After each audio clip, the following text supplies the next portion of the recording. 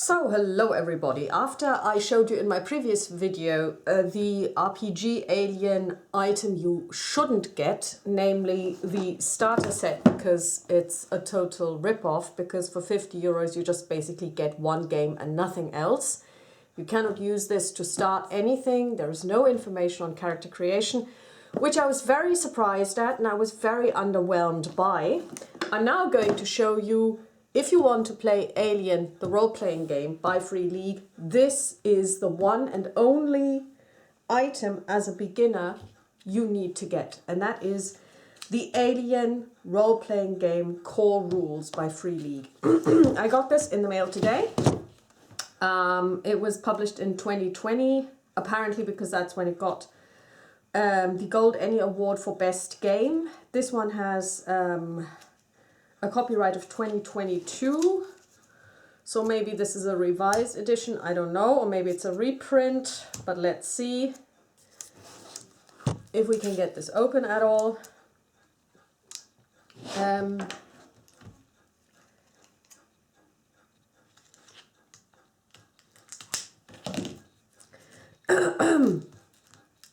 This one retails at about 47 to 50 euros, depending on where you buy it from. At the moment, it's out of stock at most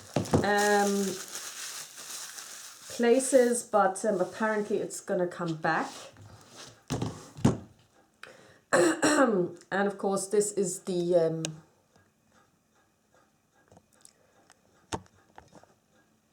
like all Alien books from Free League, including the starter set, it's got beautiful art. So let's take a look at what's inside. First of all, here we have the star map again, which you also get with the starter set as a fold-out map, which I guess is okay,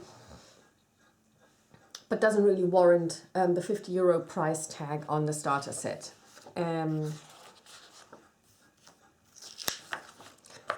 Here you've got the different, basically this is the table of contents. You start out with Space is Hell, your character, where you actually learn how to create a character. There is no information on character creation in the starter set.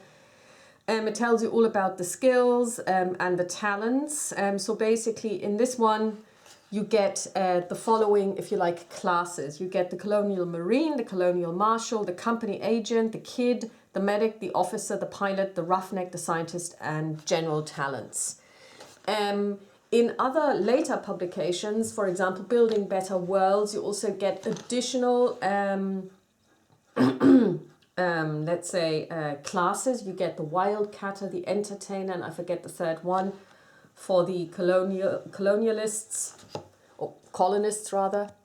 You also have the Combat and Panic. So that is a lot more than you would find in the starter set, which I get, because in the starter set you're basically just trying to explain the basics.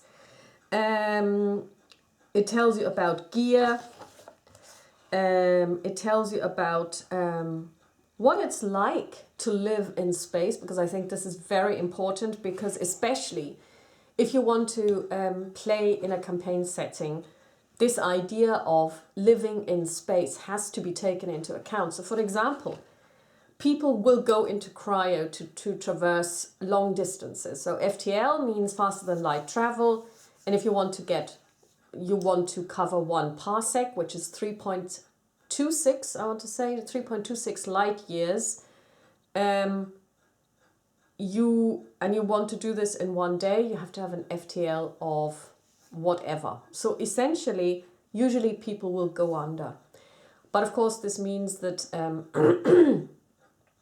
if you, for example, have an FTL drive that has the power of 16, let's call it this, 1 parsec would take you 16 days. Now, of course, 16 days is something that you can definitely also spend awake. But if you do this, you will actually also age during that time. You will grow 16 days older. Now, if you do a lot of FTL travel, you will keep aging. So the idea to freeze yourself up in a cryopod means that you're not aging. So you may actually look 66 and your body may feel and behave like a 66-year-old's body, but you have spent a lot more time living, because part of this time you have been frozen. So you may have been frozen for, let's say, a total of 50 years across 66 years of lived life. So you were born 116 years ago. So this is something that has to be taken into account. Of course, it is dark. There is no seasons really, especially when you're on a space freighter and basically this is your home and you're traveling around like Firefly style. There are no seasons. There are no even on a space station. There is no seasons. There is no life. And the one thing that we have to bear in mind is colonization has been tried in this universe, but it's not really worked.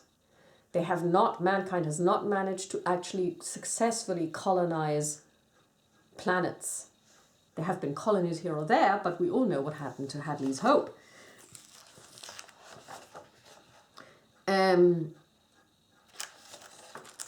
And I think this is very important because this is what sets the tone of the story. That doesn't mean that everything has to be terrible, and especially if you're playing campaign play, there have to be light moments, otherwise everybody will either abandon you as the GM or will just steer their spaceship into the nearest sun. This is, I think, very important, especially when you're planning a campaign. It gives you the timelines. So basically, we start in the year 2000, and in 2023, which was essentially last year because I'm recording this in 2024, Peter Wayland gives a TED Talk address in which he says that the Wayland Corporation begins developing a new technology that will catapult humanity into the future. And his projects that they are driving are advanced AI and FTL drives, atmospheric processes for terraforming inhospitable worlds, and hypersleep pods. Wayland produces the first David series of androids. Now, this is, of course, for those of you who are following the films, 2023 is this TED Talk is shown in the film Prometheus, which I will be quite honest with you, I didn't totally dislike. I thought it had its merits. It was very different, and I know a lot of people thought that it was the demise of the franchise. I disagree.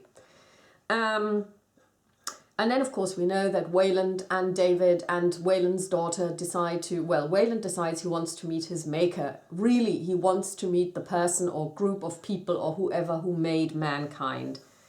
And they do so, and so basically this is what happens. He takes, and we all know what happened on that planet when they met them. And basically then in 2031, terraforming operations begin on Earth's moon Luna, so our moon. The first FTL space exploration vessel, the Hyliades, is created by Wayland Corporation, which at that stage is still only Wayland. It's not Wayland-Yutani. 2039, the UK and Japan pioneer the establishment of settlements on Mars and Titan. Wayland Corporation successfully creates a breathable atmosphere on extrasolar planet GJ667CC, opening a Pandora's box of possibilities for humanity to see the stars. The outer veil, an area of space hypothesized to be rich in minerals and other resources, is discovered. The trailing edge of the outer veil is where the frontier begins. Then we have 2042, HD 855112b, Earth's first off-world penal colony. And of course, here we see it, the first thing that they do is they start, sending, it's like in the past when Britain sent all of its murderers and stuff went to Australia. Now we're sending them off-world, so you can see the pattern repeating. And basically, that's a lucrative thing to do, because you always have criminals, and then you can set up those penal colonies and actually cash in on them. And also, it's a free way of checking what happens to people who live off-world. And of course, then there's mining colonies being set up in Jupiter and so on and so forth, on Jupiter and so on and so forth. And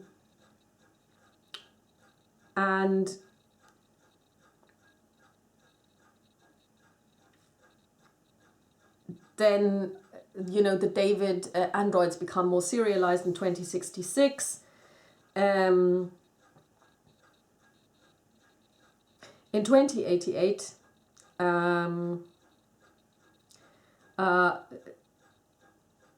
the world empire is formed by the UK, Japan, and other nations to basically counteract the hold that Wayland Corporation and the Yutani Corporation and other corporations of this ilk are trying to, you know, like turn into government-like structures. And so basically the nations decide, no, we're going to ally against them.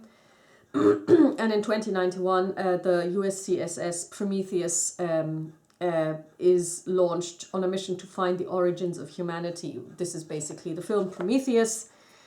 Then we have other things that happen in 2103. The Covenant leaves Earth, and it's Earth's first long-distance, large-scale colonization effort. And again, this is, of course, Alien Covenant. And then in 2137, in 2121, the commercial towing vehicle USCSS Nostromo lands for reasons unknown on LV 426, which of course is the first Alien movie.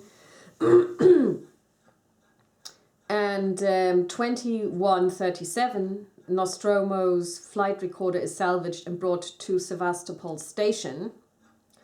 And of course, for those of you who know a little bit more about the franchise outside of the movies, this whole thing with Sevastopol station and its subsequent destruction is, of course, what you can play through in Alien Isolation. In 2157, Hadley's Hope is established on LV 426. So basically, this is when Alien happens, and this is when they set up the colony. And so there's about 40 years between these two incidents, 37. And in 2062, and in 2179, they find Ellen Ripley, who has been drifting through space ever since she blew up the Nostromo in 2021. And basically then we all know that what happens in Aliens, because she gets recruited to go back to LV 426 when no one has any more contact with Hadley's Hope. And we all know what happens. And then basically she is she manages to fight the bitch and kill her, and ends up in cryosleep together with Newt, a broken bishop model, and Higgs, who's badly wounded as well. And they then crash land on Fiorina 161, which of course would have happened sometime here. And then of course we all know that Fiorina 161 is destroyed. And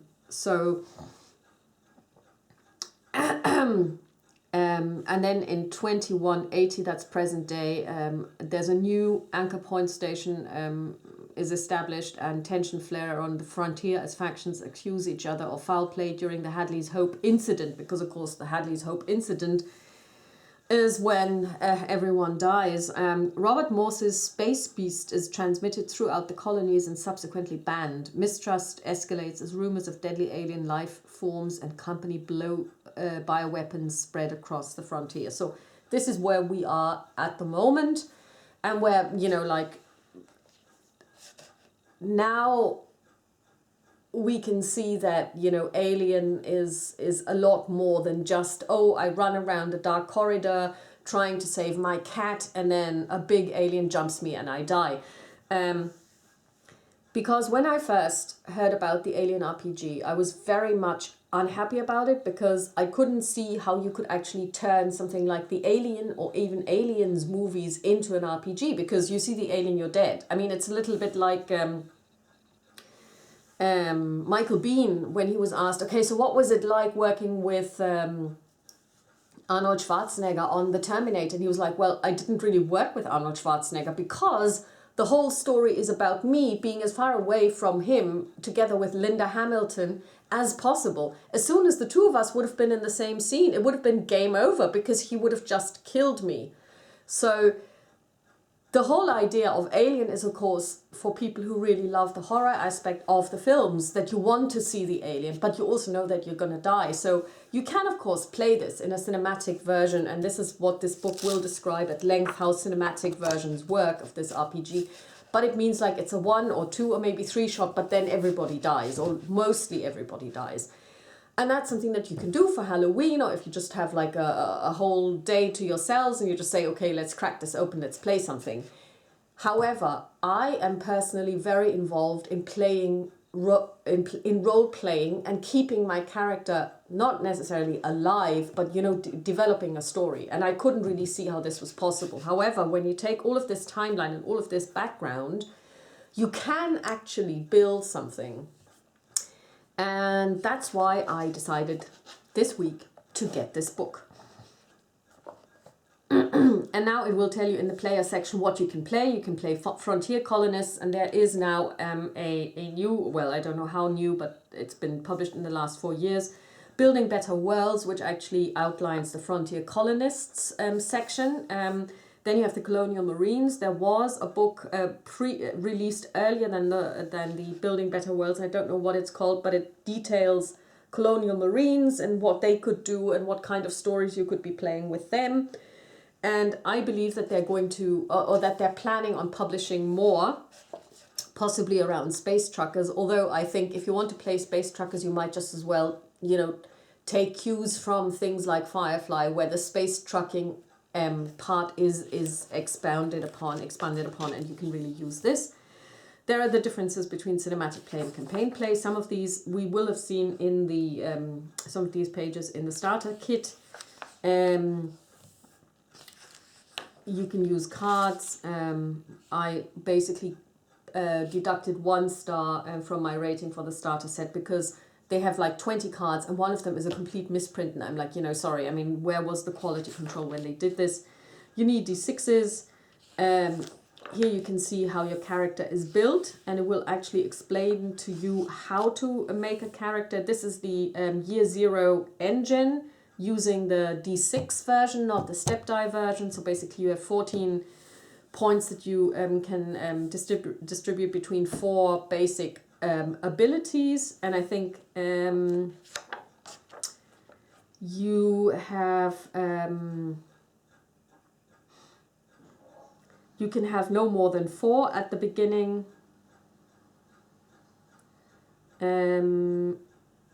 Normally, but there's a key attribute for your career which allows you to give it 5, and then no less than 2.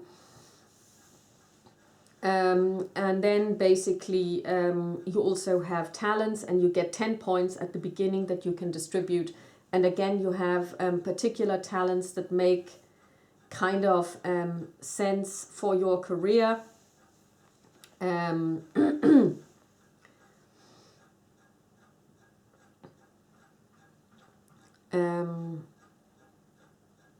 you can give 3 points to each of the skills listed to your for your career, but you don't have to. You could also just give it 2. Interestingly enough, I looked at the pilot, and they don't have piloting as their key skill, which I thought was a bit weird. But hey, so basically I overruled this, and when I built my pilot, I actually gave them piloting as their career skill. Talents, you choose those, and there are also a couple of starting talents for your career, and it makes perfect sense because they give you bonuses. There is also the possibility of playing an android, which I didn't touch upon when I looked at the starter set, but it is a possibility. Now,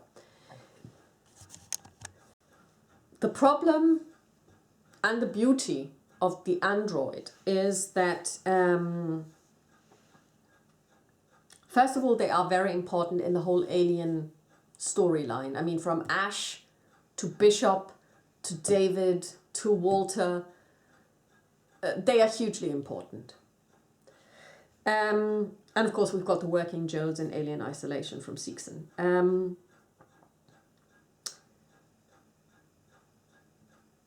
However, they work rules-wise a lot differently from humans.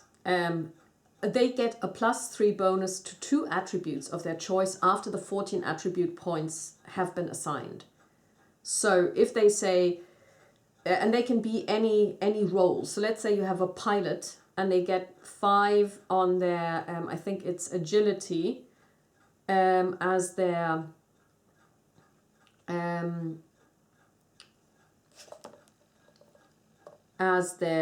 class attribute, the key attribute for their career, then they get +3. So they would be rolling 8 dice. Now that's huge.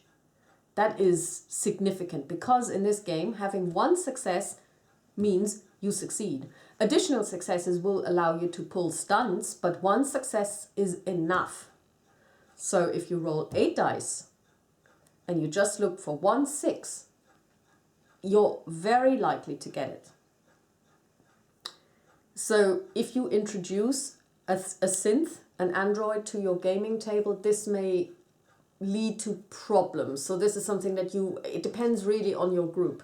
If you have a group of power gamers, then I would advise you not to put this in at all. If you have a group that will actually be able to, if you've got mature gamers who know how to deal with the role-playing aspect of things, then you can have a synth. They can't push rolls. In order to, if you fail, or if you want more successes, because for example, you feel that, you want to do some stunts, you can re-roll your dice. If you have no successes and you push, you get a stress die and you roll all of them one more time, including the stress die, and hope for successes. If you have already got a success, you leave the success on the table and you take all of the non-successes, take a stress die and re-roll all of the non-successes plus a stress die and see if you get any more successes. Androids can't do that. So even if he's got 8, and I've seen this happen, 8 times a d6 and still no successes, that's it. Androids don't suffer stress, which means that they also don't panic. And that can be quite detrimental because panic and stress are things that will happen quite frequently in the game. And if you've got one character who's always kind of like cool as, people will go, okay, well, it'll either end up with this person having to do all of the rolling or people being really jealous of them, unless, again, you have a mature group of people playing with you. Androids therefore never make panic rolls, and androids suffer damage differently. Basically, you can, when you suffer damage, you at a certain stage become broken, and it means that you actually suffer really severe life-changing injuries, which your character will carry forward. You may lose an arm. That doesn't mean that you will die, because one thing we can say about the future is it's medically advanced, and if you've got a medical bay, things can help and you can survive, but you will be down one arm and that will have consequences. So it's a lot like the RuneQuest RPG, which actually, or even Midgard, the German, not the Midgard crap that comes from the US, but the real Midgard, that will actually leave you with life-changing and therefore stat-changing injuries. The androids are a bit different in that as well, and I'm just gonna see if I've got this quote here.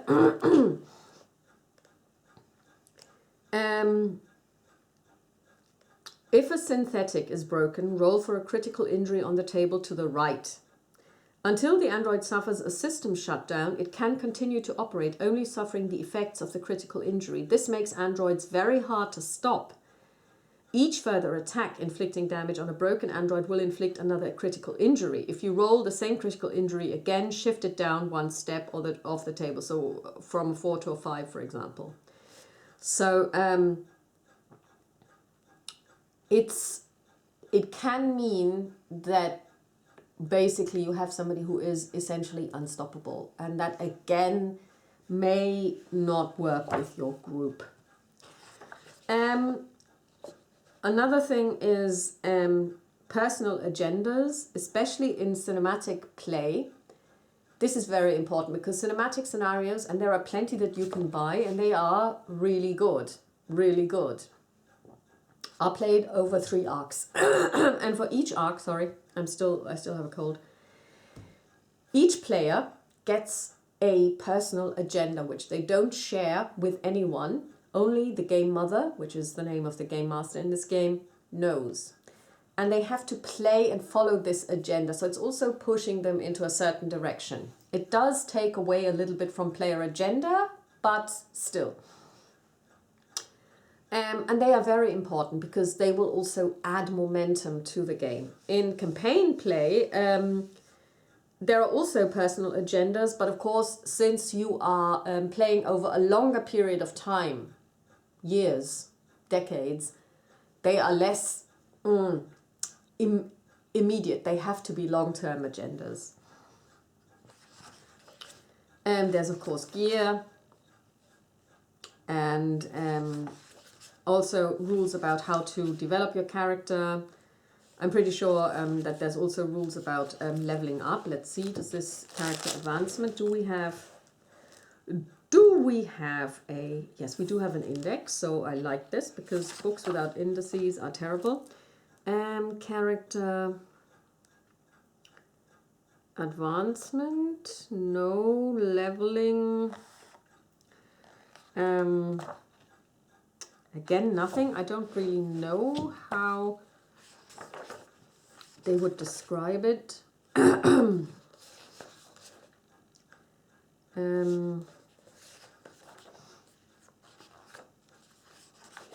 Maybe character development. Ah, here we are. One of the most rewarding things in campaign play is watching your character grow and develop. The things you learn during your game are measured in experience points. Okay, so this is an XP-based game. You receive XP after the end of each gaming session. Talk it through and let the whole group discuss what has happened. For each of the below questions that you can reply yes to, you get an XP. That's a little bit like Monster of the Week, where basically depending on, you know, have you made have you found more information about your world and so on and so forth. And then you can use those XP to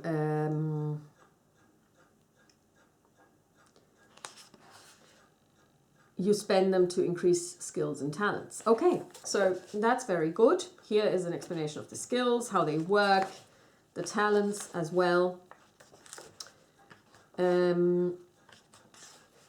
Panic rolls, combat, the gear. Again with nice pictures, which I really like.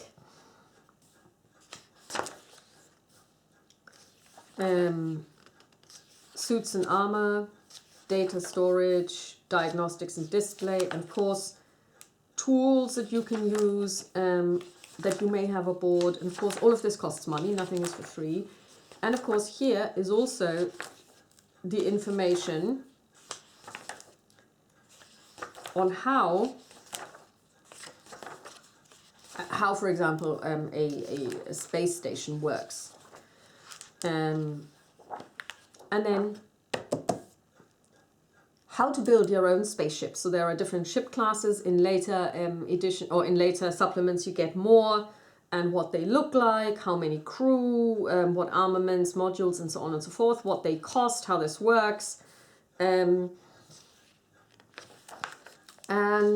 it is really, this is, I think, the meat if you really want to play your own game, because I have played Ashen Stars, and I remember one of the best moments at the beginning was after character creation, making your own ship, putting it together. So you've got different ship classes, and you know you have to pay for it. So they actually suggest that you can't really own your ship outright because they are way too expensive. I mean, the costs are prohibitive. But you can lease it for 2% of the ship's value that you pay per year to the person who owns the ship, the company, the corporation. And then basically this is also an incentive to make sure that people are not just sitting around on and not doing anything. But in order to pay for this, you have to take on assignments. passenger trips, cargo trips, salvage options, and so on and so forth. And this is, I think, really what this RPG, I think, really excels at. So I'm a full convert. I do believe that Alien the RPG can be used for campaign play and really well used for campaign play. You could also bring in other universes if you wanted to, but of course you can also play in this universe, and even just looking at the timeline and taking inspiration from the films, from, you know, maybe even Alien Isolation, because that's even mentioned, the Sevastopol disaster is in this book, will make it possible for you to really have a great game. With regard to the mechanics, they are super simple. You roll d6s, attribute plus skill, plus if you've got any talents that will give you more dice, and you have a dice pool of d6s. And you just need one success. Your gaming mother will tell you if you get additional modifications. So for example, if it's super difficult, she may say, okay, give me 2 dice back, so it's more difficult by 2. Or if it's super easy, you get maybe a +1 on that one as well. And you roll for 1 success. If you have more, then there may be the possibility of using stunts. If you don't have any successes, you may want to push the roll. If you're not a synth, then you get stress. You also get stress in other ways. For example, if you experience something really terrible, if your buddy gets shot, it's not like, oh, that's a pity, you know? No, you actually take stress. Even if you fire a high powered rifle under certain circumstances, will cause stress. Stress means you get an additional die, which on a 1 will cause you to roll on the panic table, but which also gives you the additional possibility of rolling a 6. So you have a 1 in 6 chance to make this even more successful, and a 1 in 6 chance to panic. And I think this is a really cool mechanic. You can get more and more stress die. There are also ways to de-stress. And I would also say that if you spend a lot of time, like, you know, in recreational scenarios where you're basically traveling, you would probably de-stress, let's say, 1 die per time unit. Now, with regard to time, you've got the round, which is 6 to 10 seconds. I would actually stick to 6, because that's like in D&D and other games, and you have like 10 to 1 minute. Then you have the turn, which is 5 to 10 minutes, and then you have the shift, which is 6 to 8 hours. And whatever you want to do is actually measured in those time units. With regard to combat, you have 2 different types of actions. You've got a fast action and a slow action.